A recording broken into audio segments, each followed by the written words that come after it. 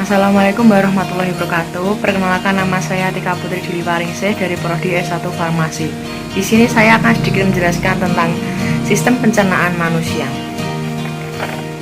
Ini adalah gambar dari organ sistem pencernaan manusia. Sistem pencernaan manusia berfungsi untuk mengolah makanan dan minuman yang dikonsumsi menjadi nutrisi dan energi.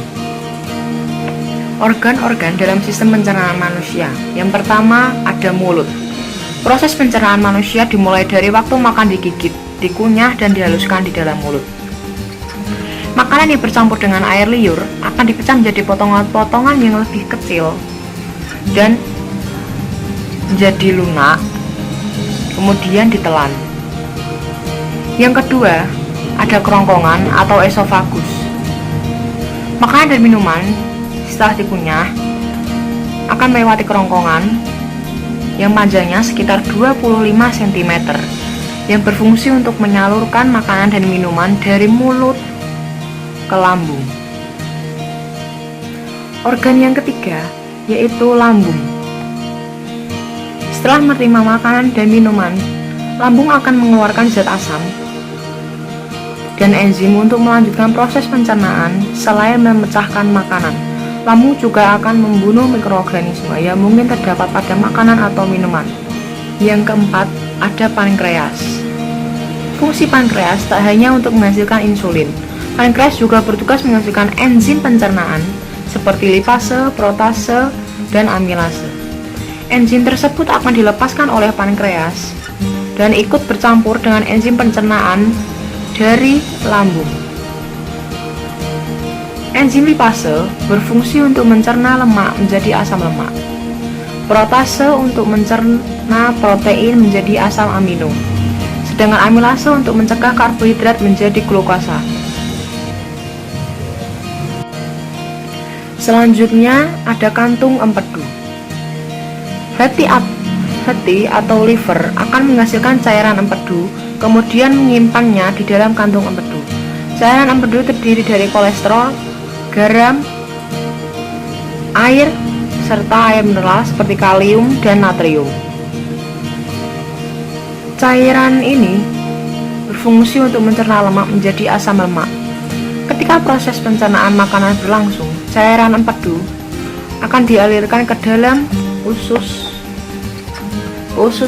halus. Selanjutnya ada usus halus. Makanan yang sudah menjadi pasta di dalam lambung akan didorong ke usus halus.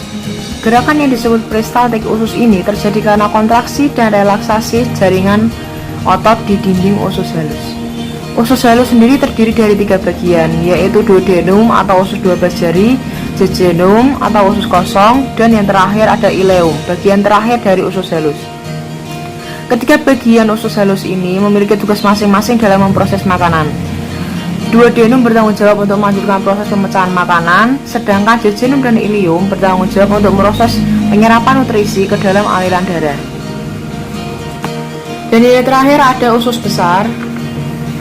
Setelah diolah menjadi berbagai nutrisi yang terserap oleh tubuh, makanan yang sudah dicerna untuk meninggalkan sisa atau limbah yang disebut tinja atau feses.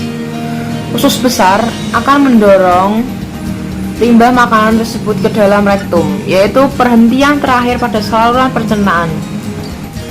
Ketika rektum sudah terisi penuh dan tinja di dalamnya siap dikeluarkan lewat melalui anus, akan terasa mulas dan muncul dorongan untuk buang air besar. Proses pengolahan dan pencernaan makanan hingga menjadi tinja umumnya memerlukan waktu kurang lebih 30-40 jam.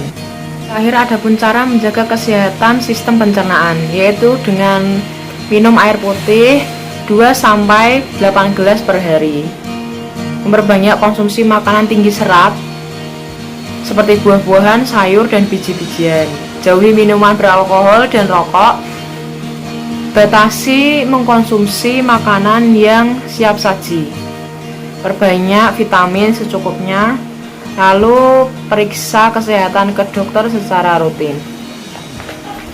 Sekian sedikit penjelasan dari saya tentang sistem pencernaan manusia, kurang lebihnya mohon maaf. Wassalamualaikum warahmatullahi wabarakatuh.